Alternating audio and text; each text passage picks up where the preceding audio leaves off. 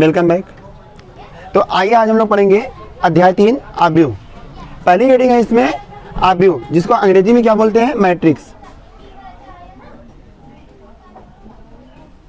ठीक है, देखिए आव्यूह या मैट्रिक्स क्या है। जब हम किसी आंकड़े को आयताकार रूप में प्रस्तुत कर देते हैं तो यही हमारा क्या कहलाता है, आव्यूह।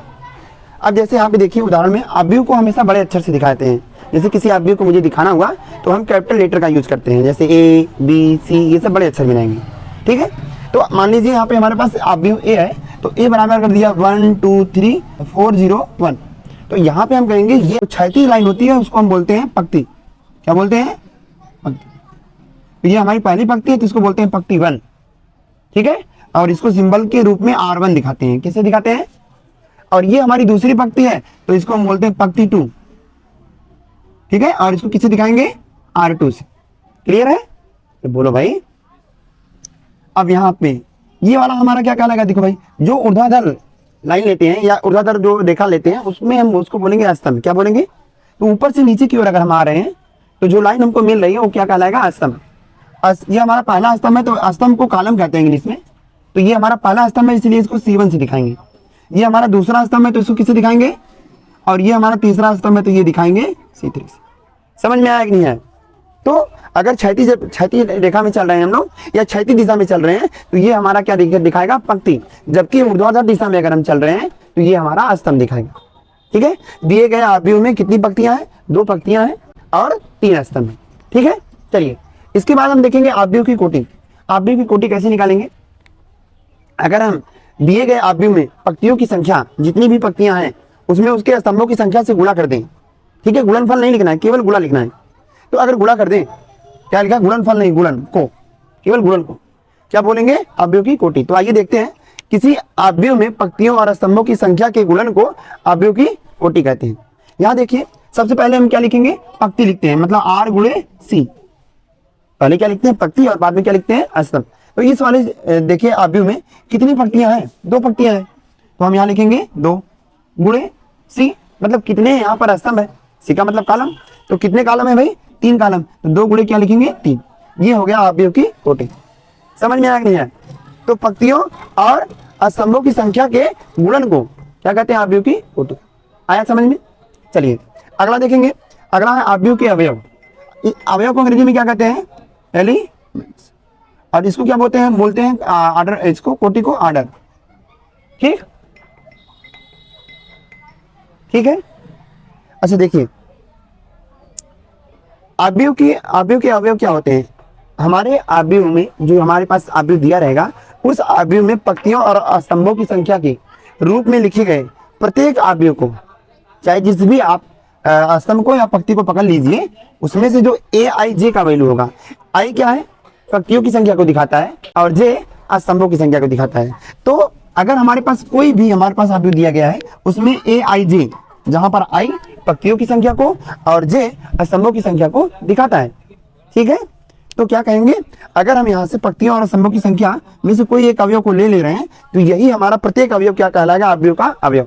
अब इस वाले चित्र में देखिए, यहाँ दिए गए आव्यूह में अगर हम इसको पकड़े तो ये हमारा एक अवयव है, जहां पर पहली पंक्ति और पहला स्तंभ है। तो I का वैल्यू भी 1 होगा और J का वैल्यू भी 1 होगा। तो अगर यहाँ हम लिखना चाहें A11 बराबर, तो आपका आंसर कितना आएगा, 1। समझ में आ रहा है या नहीं। इसी प्रकार से अगर मैं आपसे पूछूं A12 का वैल्यू बताइए, तो आप यहाँ कहेंगे पहली पंक्ति है और दूसरा स्तंभ। तो पहली पंक्ति ये है और दूसरा स्तंभ ये है, तो A12 का वैल्यू कितना हो जाएगा। ठीक है, अब मैं आपसे पूछ लूं A13 का वैल्यू बताइए, तो आप कहेंगे पहली पंक्ति तीसरा, क्या जवाब होगा बताइए, 3। सही है, समझ में आ गया, कोई दिक्कत नहीं। इसी प्रकार से जल्दी से बताइए A21 का वैल्यू, A21 का वैल्यू, A22 का वैल्यू, A23 का वैल्यू, कोई दिक्कत नहीं, कोई दिक्कत नहीं। अच्छा अगला हमारा पास हेडिंग है आव्यूह के प्रकार। आव्यूह के प्रकार क्या है, देखिए आव्यूह कई प्रकार के होते हैं जिनको यहाँ पर हमने लिख रखा है। पहला है अस्तंभ आव्यूह, एक ऐसा आव्यूह जिसमें केवल एक स्तंभ हो, एक ऐसा आव्यूह जिसमें केवल एक स्तंभ हो, पंक्तियों की संख्या चाहे इतनी हो लेकिन स्तंभ कितने हो, एक। तो आप इसको बोलोगे स्तंभ आव्यूह। उदाहरण के रूप में समझाता हूँ, ये हो जाएगा 1 2 3। देखिए पंक्तियां कितनी है यहाँ पर, 3 पक्तियां हैं, लेकिन अस्तंभ में कितने हैं? तो चाहे जितनी पक्तियां उससे फर्क नहीं पड़ेगा, लेकिन यहाँ पे अस्तंभ में कितने रहने चाहिए? 1। तो एक ऐसा अवयव जिसमें केवल एक स्तंभ हो, अस्तंभ अवयव कहलाता है। आ गया समझ में? इसको हम अगर दिखाना चाहेंगे तो ए दिखाएंगे, ए बराबर 20। ठीक। दूसरा क्या है? पक्ति अवयव। तो पक्ति अवयव एक ऐसा अवयव होता है जिसमें केवल क्या होती है? एक पक्ति होती है। अस्तंभ चाहे जितने हो, पक्ति केवल कितनी होगी? 1। आइए देखते हैं। ए बराबर मान लीजिए 1 2 3 4। ठीक है, चलिए। अच्छा, यहाँ कोटि अगर हम आपसे पूछ लें, कोटि बताइए इसकी क्या है, तो आप बताइए कितनी पक्तियां हैं? हाँ, 3। और अस्तंभ कितना? 1। तो इसकी कोटि हो गई 3 गुणे 1। इसकी कोटि बताइए, अस्तंभ कितना? पक्ति 1 है और अस्तंभ कितना? 4। तो 1 गुणे 4। समझ में आया? अच्छा, अगला हमारे पास क्या होगा? वर्ग अवयव। एक ऐसा अवयव जिसमें पक्तियों और स्तंभों की संख्या समान होता है। जितनी पक्तियां होंगी उतने स्तंभ होंगे। अगर मान लीजिए हमारे पास 2 पक्तियां हैं तो स्तंभ भी कितने होंगे? 2। अगर हमारे पास 4 पक्तियां हैं तो स्तंभ भी कितने होंगे? 4। तो वर्ग अवयव ऐसा अवयव जिसमें पक्तियों की संख्या और स्तंभों की संख्या बराबर हो। इसका मतलब आर और सी दोनों क्या हो? बराबर। आर क्या है भाई? पक्तियों की संख्या, और सी क्या है? स्तंभों की संख्या। तो अगर उदाहरण लेना चाहें तो ए बराबर ले सकते हैं आप लोग 1 2 3 4। यहाँ कोटि में आपसे पूछूंगा तो कोटि बताइए क्या होगा? यहाँ पर 2 गुणे 2। ध्यान ये दीजिएगा, पक्तियों और स्तंभों दोनों की संख्या क्या होगी? समान होगी। कोई डाउट है? चलिए अगला, शून्य अवयव। एक ऐसा अवयव जिसका प्रत्येक अवयव क्या हो? शून्य हो। आप यहाँ पे मान लीजिए ए बराबर क्या है मेरे पास? 0 0 0 0। ये हमारा शून्य अवयव। इसका प्रत्येक अवयव क्या रहेगा? शून्य रहेगा। एक ऐसा अवयव जिसका प्रत्येक अवयव शून्य हो, शून्य अवयव कहलाएगा। आया कि नहीं? नहीं आया? आया? विकर्ण अवयव।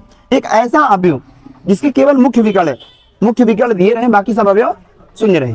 एक ऐसा अवयव जिसमें केवल मुख्य विकर्ण को छोड़कर शेष सभी अवयव शून्य हो। उदाहरण समझाता हूं। ये देखिए, ए बराबर मान लीजिए 1 है, 2 यहाँ पे 0 रहेगा, यहाँ पे 0 रहेगा, यहाँ पे 2 यहाँ भी 0 रहेगा, यहाँ पे मान लीजिए 3 है, यहाँ 4 है, यहाँ 0 है, यहाँ 0 है और यहाँ पर 5 है। तो आप देखेंगे ये मुख्य विकर्ण। मुख्य विकर्ण क्या होता है? ये हमारा कौन साइड है? इधर क्या बोलते हैं? लेफ्ट। इधर क्या बोलते हैं? राइट। तो अगर हम लेफ्ट साइड से शुरू करें, लेफ्ट साइड में ऊपर की तरफ से, और राइट साइड में एकदम नीचे की ओर जाएं, तो ये जो हमारा विकर्ण बनेगा वो क्या कहलाएगा? मुख्य विकर्ण। ये भी हमारा विकर्ण है, लेकिन ये मुख्य विकर्ण नहीं है। मुख्य विकर्ण किधर से लेते हैं? लेफ्ट से राइट से, ऊपर से नीचे की ओर। आया? चलिए, नहीं ये 0 रहेगा, यहाँ 4 नहीं हो सकता। 0 रहेगा तभी विकर्ण अवयव बनेगा। विकर्ण अवयव एक ऐसा अवयव होता है जिसमें केवल मुख्य विकर्ण के अवयव दिए रहते हैं, बाकी सब अवयव क्या होते हैं? 0। आया? चलिए, अगला है अदिश अवयव। अदिश अवयव ऐसा अवयव होता है, या समझो विकर्ण अवयव का एक भाग होता है। अदिश अवयव क्या होता है? विकर्ण अवयव का भाग होता है जिसमें ये सब अवयव समान होते हैं। जो भी रहेंगे, 1 रहेगा तो 1 रहेगा, 2 रहेगा 2 रहेगा, 3 रहेगा तो 3 ही रहेगा। तो यहाँ आप लिख सकते हैं, मान लीजिए 2 0 1 0 1 2, सॉरी यहाँ 2 रहेगा और यहाँ पे 0 0 2 रहेगा। तो ये हमारा अदिश अवयव का एक उदाहरण है। ये अदिश अवयव है? नहीं। ये अदिश अवयव हाँ है। क्यों? क्योंकि इसके मुख्य विकर्ण के सभी अवयव समान है। हाँ, बाकी सब 0 रहेगा, ये भी 0 रहेगा। ठीक, बाकी सभी क्या रहेंगे? तत्समक या इकाई अवयव जिसके मुख्य विकर्ण के सभी अवयव 1 हो। मुख्य विकर्ण के सभी अवयव आप देखना चाहोगे तो मैं इसको दिखा दे रहा हूं। यहां देख लीजिए, दिख रहा है? तो यहां देखते हैं। मान लीजिए ए बराबर 1 0 0 दिया है, 0 1 0 दिया है, 0 0 1 दिया है। इसी को आई से दिखाते हैं। किससे दिखाते हैं? तो यहाँ पे हमारा जो ए वाला दिखाने वाला सिंबल रहेगा, यहाँ पे आई से दिखाया जाता है। तत्समक अवयव किससे दिखाते हैं? आई से। समझ में आ गया क्या? बोलो। अगला, उप त्रिभुजीय अवयव। एक ऐसा अवयव जिसमें इस मुख्य विकर्ण के ऊपर के अवयव शून्य ना हो, नीचे के सभी अवयव क्या हो? शून्य। बोले तो क्या बोलेंगे? फिर से सुन लो एक बार सब लोग। हम बोलेंगे उप त्रिभुजीय अवयव एक ऐसा विकर्ण अवयव होता है जिसमें मुख्य विकर्ण के ऊपर के अवयव होते हैं परंतु नीचे के सभी अवयव शून्य होते हैं। उदाहरण के लिए देखते हैं, 1 2 3, यहाँ पे 4 5 6। चल भाई, यहाँ क्या रहेगा? 0, यहाँ 0, यहाँ 0। देखो, अगर आप यहाँ पे देखेंगे तो ये हमारा मुख्य विकर्ण है और इसके ऊपर के अवयव तो हैं परंतु नीचे के अवयव क्या है? शून्य। समझ में नहीं आया? एक लास्ट बचा है हमारे पास, निम्न त्रिभुजीय अवयव। अच्छा, एक और है। निम्न त्रिभुजीय अवयव क्या होता है? जिसमें नीचे के अवयव शून्य ना हो, ऊपर के अवयव शून्य हो। उदाहरण ले लीजिए, मान लीजिए यहाँ पे 4 है, यहाँ -2 है और यहाँ पे 1 है, यहाँ पे 1 है, यहाँ पे 2 है, यहाँ पे 3 है और यहाँ पे 0 है, यहाँ पे 0 है, यहाँ पे 0। तो यहाँ आप देख पा रहे हैं मुख्य विकर्ण के ऊपर के अवयव शून्य है, जबकि नीचे के अवयव शून्य नहीं है। समझ में आया कि नहीं आया? इसके ऊपर के अवयव शून्य, ये कुछ भी हो सकते हैं, सेम हो भी सकते हैं और नहीं भी हो सकते, लेकिन ध्यान ये देना है आपको कि इसके ऊपर के अवयव शून्य रहेंगे। लास्ट में तुलनात्मक अवयव, एक ऐसा अवयव जिसके कहा गए भाई अवयव की कोटि समान हो, एक ऐसा अवयव जिसमें अवयव की कोटि क्या हो, समान हो। मान लीजिए हमारे पास दिया है 1 2 3 4, ठीक है, ये एक अवयव है, इसकी कोटि कितनी है भैया, एक कोटि कितनी है बताओ, 2 × 2 और b बराबर हमारे पास दिया है 0 a x y, तो यहाँ भी कोटि कितनी है, 2 × 2। अब यहाँ पे दोनों की कोटि बराबर है, इसीलिए इसको बोलेंगे तुलनात्मक अवयव। समझ में आ गया नहीं आया? इसमें कोई डाउट है किसी को तो बोलो। ये वर्ग अवयव जिसमें पंक्तियों और स्तंभों की संख्या समान हो। तुम ये कह सकते हो कि तुलनात्मक अवयव के एक प्रकार का क्या होता है, नहीं कह सकते। वर्ग अवयव में ये बराबर हो सकता है, यहाँ पे देखो हमने 3 कर दिया या 4 कर दिया, अब बताओ इसकी कोटि क्या होगा, 2 × 3 हो गया ना।